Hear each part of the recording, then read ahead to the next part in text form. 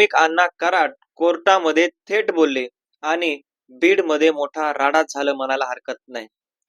कारण वाल्मिक कराड आजपर्यंत कोर्टामध्ये शांत राहून फक्त आरोप ऐकत राहायचे. आपल्यावर काय काय आरोप होतात, संतोष देशमुख प्रकरणामध्ये नेमकं आपलं कशा प्रकारे नाव येतं आणि सगळ्या गोष्टी वकील कशा प्रकारे मांडतात, आपली बाजू कशा प्रकारे मांडतात, हे आजपर्यंत वाल्मिक कराड ऐकत होते. मात्र आज कोर्टामध्ये वाल्मिक कराड स्वतः बोललेले आहेत आणि कोर्टानं त्यांची बाजू ऐकून सुद्धा घेतलेली आहे. नेमकं काय बोललेले आहेत आणि राडा काय झालेला आहे आणि कोर्टामध्ये नेमकं काय घडलं हेच आपल्याला या व्हिडिओमध्ये थोडक्यात पाहायचं आहे. नमस्कार, मी रणजित आणि मुद्दा हक्काच्या या चॅनलवर तुम्ही नवीन असाल तर चॅनलला सबस्क्राईब करा, कारण आपल्या चॅनलवर आपण असेच वेगवेगळे विविध माहितीपूर्ण व्हिडिओज खास तुमच्यासाठी घेऊन येत राहत असतो. मंडळी, वाल्मिक कराड वाल्मिक कराड यांच्यावर गुन्हे दाखल झाले, ते म्हणजे खंडणीचा गुन्हा दाखल झाला. कुठेही संतोष देशमुख हत्या प्रकरणामध्ये मी स्वतः तिथे नव्हतो किंवा ज्या संतोष देशमुखांना मारहाण करून मारण्यात आले, क्रूरपणे त्यांची हत्या करण्यात आली, त्या हत्या करणाऱ्याचे त्यांनी व्हिडिओ बनवले. मात्र त्या व्हिडिओमध्ये वाल्मिक अण्णा कराड यांचा कुठेही समावेश नव्हता.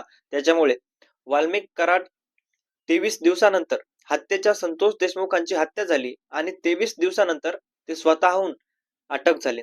ते कशा प्रकारे अटक झाले तर त्यांनी एक व्हिडिओ बनवला आणि त्या व्हिडिओमध्ये सांगितलं की संतोष भैया देशमुखांची जी काही हत्या झाली आहे त्याच्यामध्ये माझा कुठलाही संबंध नाही आणि माझ्यावरची खोटी खंडणीची केस दाखल झालेली आहे.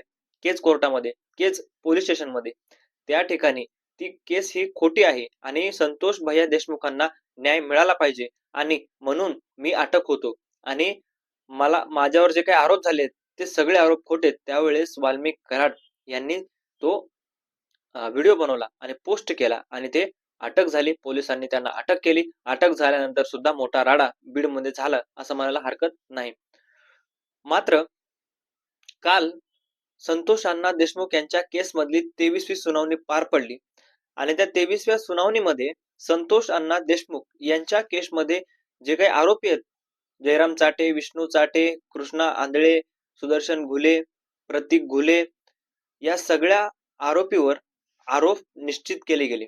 म्हणजे काय, तितके दिवस कोर्टाला आरोप वाचून दाखवत होते, आरोप सगळे सांगत होते कशा प्रकारे संतोष अण्णा देशमुख यांचं अपहरण करण्यात आलं, कशा प्रकारे संतोष अण्णा देशमुख यांना काळ्या गाडीत नेऊन टाकळी या शिवारामध्ये सुदर्शन घुले याच्या शेतामध्ये नेऊन संतोष देशमुखांना क्रूरपणे मारहाण करण्यात आली आणि त्या ठिकाणी मारहाण केल्यानंतर संतोष अण्णा देशमुख यांना क्रूरपणे पाणी मागितल्यानंतर त्यांच्यावर लघवी केली आणि एक प्रकारे एवढं मारलं ती माणुसकीची हत्या झाली. म्हणून महाराष्ट्र एकवटला आणि प्रत्येक जण म्हणतोय आज की त्यांना न्याय मिळाला गेला पाहिजे आणि संतोष देशमुखांना हा न्याय मिळालाच पाहिजे.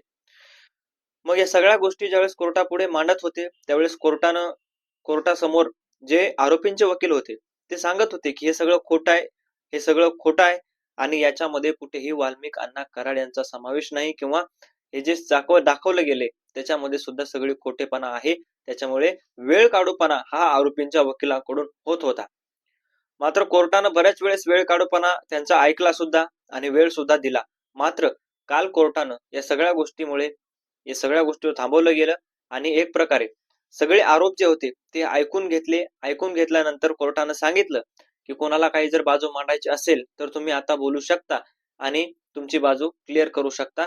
पुढली जी सुनावणी होणार आहे 8 जानेवारीला त्या सुनावणीमध्ये शिक्षा ही दिली जाईल किंवा आरोपीचे जे काय आरोप आहेत त्या आरोपींच्या शिक्षेवर विचार केला जाईल, अशा प्रकारची कोर्टाची बाजू होती. म्हणजे आता 8 जानेवारीला बघणं एक सुनावणी महत्वाची आहे. त्यानंतर वाल्मिक कराड पहिल्यांदाच कोर्टामध्ये थेट बोलले. वाल्मिक कराडांनी हात वर केला आणि त्या ठिकाणी मला बोलायचं आहे, मला संधी द्यावी आणि माझं ऐकून घ्यावं, अशा प्रकारचं वाल्मिक कराड यांनी सांगितलं. आणि कोर्टानं हे ज्यावेळेस ऐकलं त्यावेळेस कोर्टानं त्यांना वेळ दिला आणि त्या ठिकाणी सांगितलं की 8 जानेवारीला आपली एक सुनावणी होणार आहे. त्या ठिकाणी 8 जानेवारीला तुम्ही बोलू शकता. 8 जानेवारीला वाल्मिक कराड यांचं म्हणणं सुद्धा ऐकून घेणार आहेत आणि जे काही आहे कोर्टामध्ये आतापर्यंत वाल्मिक कराड यांची जर बाजू आपण ऐकली तर माझ्यावरचे सगळे आरोप खोटे आहेत हेच रिपीट होणार आहे असं हे दिसते. कारण वाल्मिक कराडांनी स्वतः सांगितले की मी याच्या आधी काही केलेलं नाही, माझी खोटी खंडणीची केस आहे, मी कुठेही खंडणी मागितलेली नाही. अशा प्रकारचं वाल्मिक कराडचं जे काही वक्तव्य होतं तेच परत कोर्टामध्ये पुन्हा एकदा आपल्याला ऐकायला पाहू शकतं किंवा आपण आपल्याला ऐकू येऊ शकतं. मात्र आरोपी जे आहेत ते आरोप जे काही होते ते निश्चित झालेले आहेत आणि आता इथून पुढे बघणं महत्त्वाचं आहे, की कोर्टामध्ये कशा प्रकारे न्यायालय शिक्षा करतं किंवा काय करतं. आणि या सगळ्या केसमध्ये उज्ज्वल निकम यांनी सुद्धा सांगितलं, की वेळपाडूपणा हा आरोपींच्या वकिलाकडून होत होता. म्हणून आता कोर्टानं थेट बाजू निश्चित केलेली आहे आणि आरोप निश्चित केले गेलेले असून आता वाल्मिक अण्णा कराड यांच्यावर नेमका खंडणीचीच केस राहते की कोणाच्या खटल्यामध्ये सुद्धा त्यांचं नाव येतं, हे सुद्धा आता बघणं महत्त्वाचं राहणार आहे. पुढच्या सुनावणीमध्ये महत्त्वाचं राहणार आहे.